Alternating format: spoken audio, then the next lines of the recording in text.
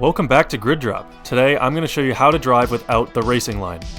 If you're new to the channel, please consider leaving a like or subscribing, it really helps me out, and feel free to join my Discord link in the description.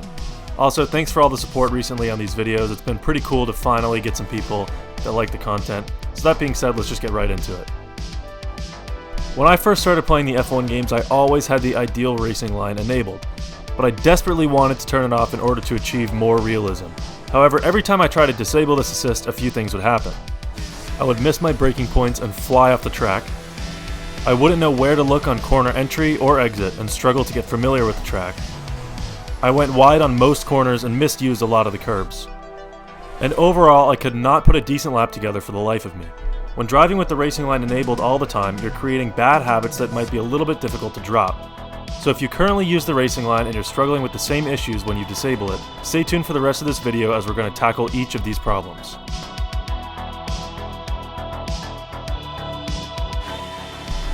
The most important thing to learn when disabling the racing line is braking points. I actually touched upon this in a recent video, and I recommend you check out that video after you finish this one. It will give you some more advanced tips, but for now, let's focus on braking with the racing line enabled. When you're missing your braking points after you disable the racing line, the problem is very simple. You're used to being told where to brake, not knowing where to brake. Since this is a simple problem, there is a simple solution. However, it requires some practice. I'm going to show you a few clips of different types of braking zones. The first will be a hard braking zone after the main straight at Monza. Pay attention to where exactly the racing line tells me to start braking by using other focal points on the track. Try not to look at the racing line itself.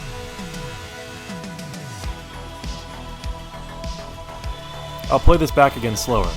As we approach the red part of the racing line, if you watch the left-hand side, you'll see the racing line tells us to brake just before the 100 meter board. Using these meter boards is your first step towards racing confidently with this assist enabled. These boards usually tell you everything you need to know about your upcoming braking point, and it only takes a few laps to locate an exact braking point. Here's another example in Baku. Watch the meter boards approaching on the right and see where the racing line tells us to brake in relation to these boards. In Baku, we can see that we should be braking around the 125 to 130 meter mark. Now, if we turn the racing line off, you can use these boards to locate your braking point. Now, let's take a look at these examples again, but without the racing line enabled. Approaching turn 1 at Monza, we're looking for that 115 meter mark, and as soon as we hit it, we're slamming on the brakes. Now turn 1 at Baku, same thing. We're going to be looking for that 125 meter mark as we approach the corner, now hitting the mark and slamming on the brakes. We're going to take a look at one more example here, this time a much softer braking zone. As we head towards turn 13 at Spa, look where the racing line tells us to brake, but make sure to find a focal point on the track that lines up with the racing line. But now let's see how this looks without the racing line. I personally remember to brake just before the 50 meter board on the left-hand side. The best way to practice finding these focal points is by doing a few decent laps around a track with the racing line enabled. However, make a point of looking for braking points that align with the racing line. After a few laps, turn the racing line off and attempt to do a full lap just by remembering your braking points. It might take a few tries, but remember to keep an eye out for meter boards on each corner, and if you don't see any, find landmarks on the track that signify the same thing. This will definitely take some getting used to, as by using the racing line you have already formed a bad habit of relying on it too much. However, once you retrain your brain to search for physical marks to indicate your braking point, you'll be able to solely rely on your own memory and intuition. One thing to note, as brought up by FedEx F1 on my other video, is that the racing line usually tells you to brake slightly earlier than you actually have to. So experiment with your braking points and see what works best for you.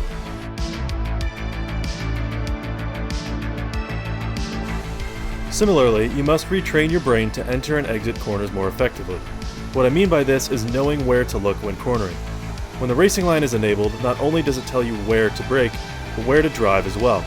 When entering a challenging part of the track, say these S's in Bahrain, the racing line will tell you exactly where to go. This is a bad habit formed by relying on this assist, but again, it can be fixed pretty quickly. So let's go through these S's with the racing line enabled. It's clearly telling us where to position the car on entry and exit of every corner. Now, let's do this without the racing line. On corner entry into turn 5 after mounting the curb, look where the car should go. Same thing for turn 6 and 7. Physically look where the car should be placed. Now on corner exit, look at the exit curbs and your car should naturally go there. Let's take a look at another example in Japan. Look towards the inside curb on the left. Now look towards the inside curb on the right. Once you reach this curb, again looking to the left. And again looking to the right. It's very important to physically look at these points on the track. You're still following the same racing line, however, instead of being told where to drive, you're learning where to place the car on your own. In order to drive without this assist on, familiarizing yourself with the track is very important. One way to practice this is similar to what I said for braking points. Do a few laps around the track with the racing line enabled, and pay attention to where it flows from side to side. Make mental note of this, and do a few laps trying to replicate it. Again, this is going to take some practice, but it's important that you drop this habit quickly.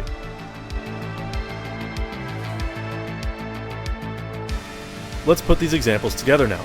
Entering turn 1, we remember that our braking point is around the 100-meter mark, just after the curbs on the left. Now looking towards the inside of the corner on the right. When reaching the inside, look to the left, and finally following through towards the exit curb on the right. Heading down the second straight now, finding our braking point at just around the 100-meter mark. Now looking towards the apex and naturally placing our car there, and looking at the exit curb on the left. We've been through these S's before, so let's look at the left curb, now right, now left, and now exit. Approaching turn 8 now, looking for our braking point right here. Now looking towards the apex, and looking towards corner exit. Turn 9 and 10 are tricky, but approaching turn 9 now, we're going to look towards the inside corner entry for turn 10, braking around 50 meters beforehand, now looking at the apex, and finally the exit curb. When looking where you want the car to go, you naturally drive in that direction. Using focal points on the track for braking and corner entry and exit are the most important steps that the racing line supplies you. Once you get used to recognizing these points in your peripheral vision and naturally focusing your car to certain places on the track, you'll be very comfortable driving without the racing line. Practice putting these steps together and use the racing line intermittently to help you gauge your performance. It's going to take some time, but eventually it'll start to feel much more natural.